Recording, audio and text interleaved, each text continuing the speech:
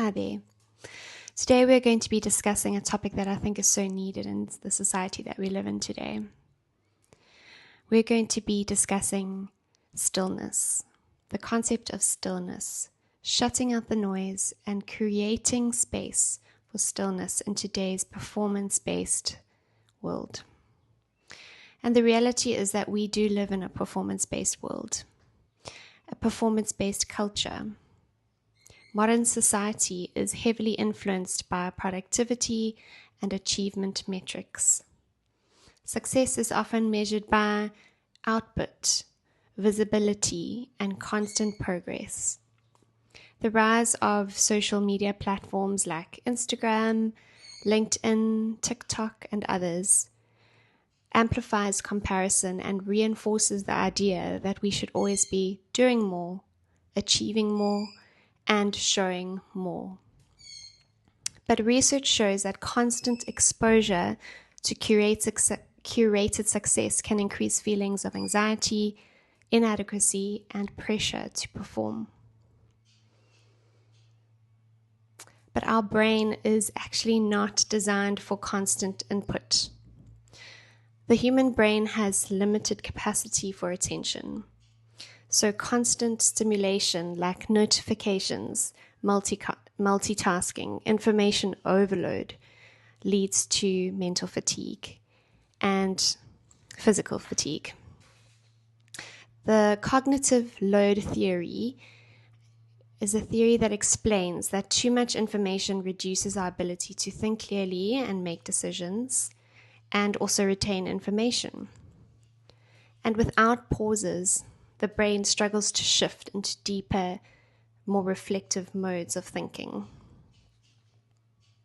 So stillness, the concept of stillness, is actually biologically restorative. Moments of quiet activate the brain's default mode network, which is linked to self-reflection, creativity, and emotional processing. So what practices actually cultivate stillness? Practices that we've spoken about before, like mindfulness, being present, practices like rest, or simply sitting quietly. These can lower cortisol levels, so that's your stress levels, your stress hormone levels, and it's very important for supporting nervous system regulation.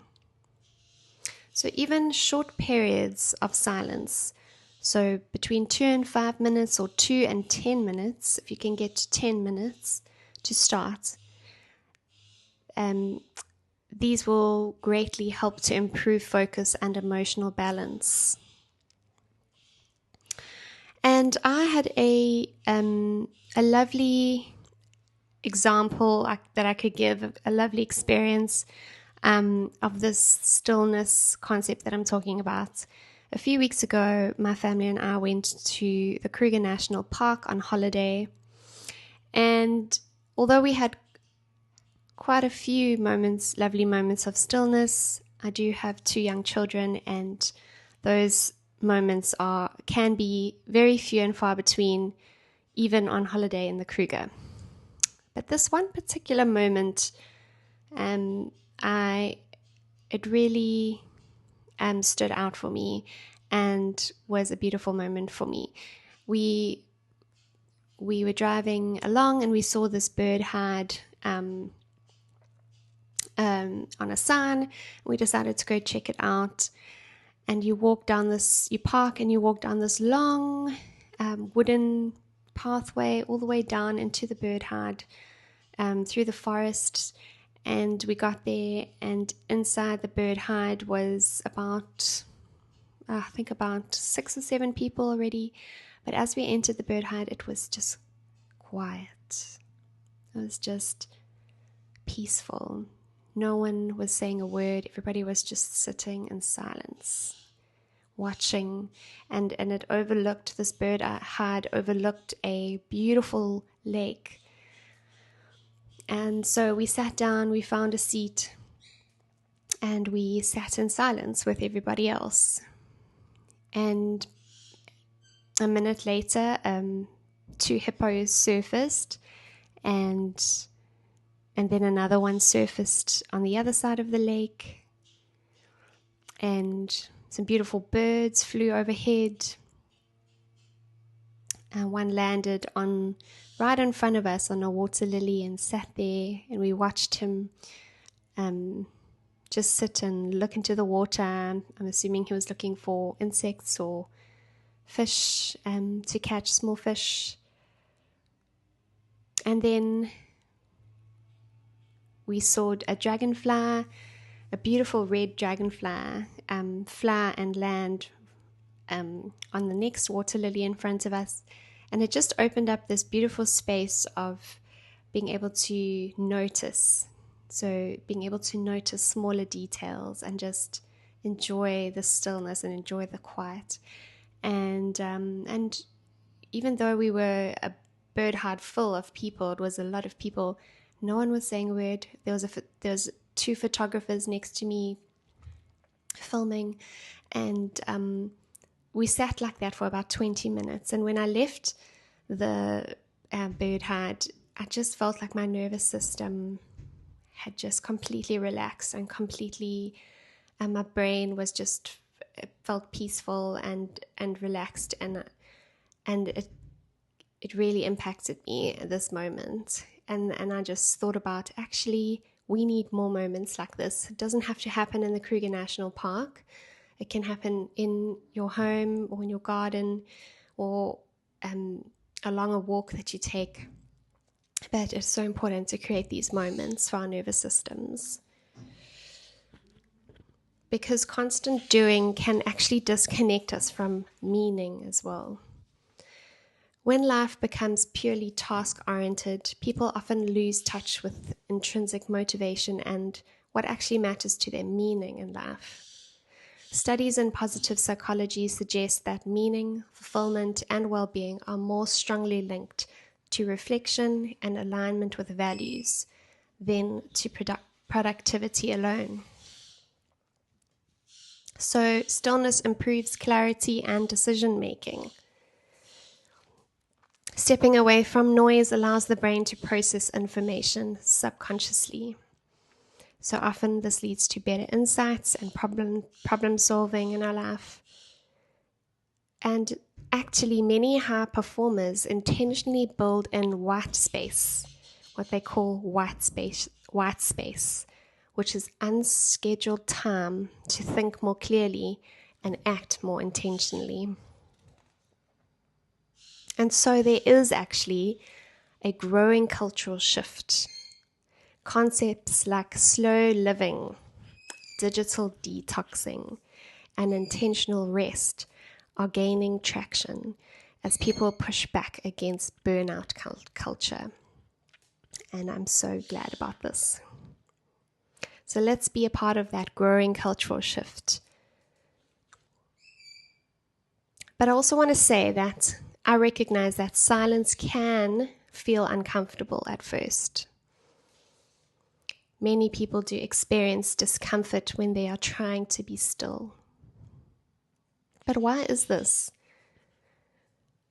It's often because there are unprocessed thoughts and emotions that can surface when we allow ourselves to be still. But this discomfort is not a sign that stillness is wrong or that it's not needed. It's often a sign that the mind is finally being given space to process.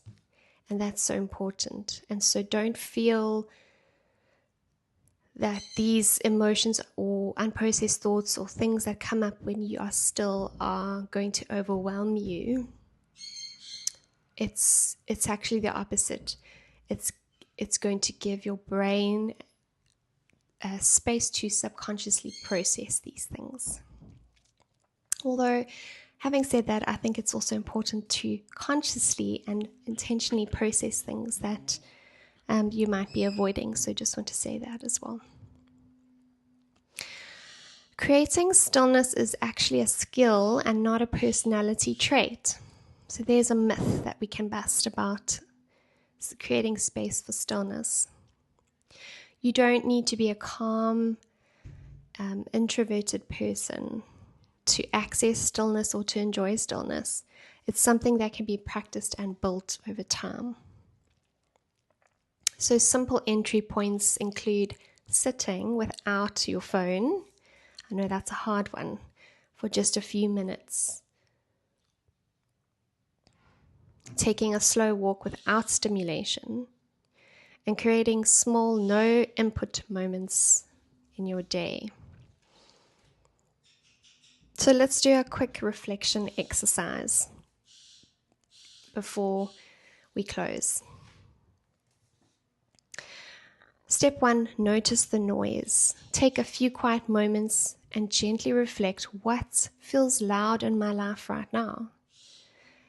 You might notice influences from places like Instagram, Facebook, social media, work environments, family roles, and even your own inner critic. Step 2 is just becoming aware. So shift your attention inward. What emotions have I been too busy to acknowledge? What feels heavy, rushed, and overwhelming? So just acknowledge those influences that might be overwhelming you and preventing you from creating moments of quiet and stillness. It's not about fixing, it's about being aware and then creating that moment of stillness, which is step 3. So find a peaceful space, like I said earlier, a quiet space where no one's going to interrupt you, where there's not too much noise. It can be closing the bedroom door, it can be going out into a quiet space in the garden, as I said earlier, going for a walk, going down to the beach, and sit comfortably, close your eyes if you want, don't have to, and just start with 2 to 5 minutes. Notice your breathing during this time, and notice the silence, even if your mind feels busy. Notice your surroundings. What can you see? How does your body feel in the moment? How do your clothes feel around your body? And you can build up to 10 to 20 minutes, but a good starting point is 2 to 5 minutes a day. And then just a closing reflection.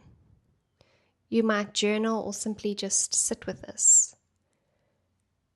What changes when I stop performing and start allowing my nervous system time to rest and recharge?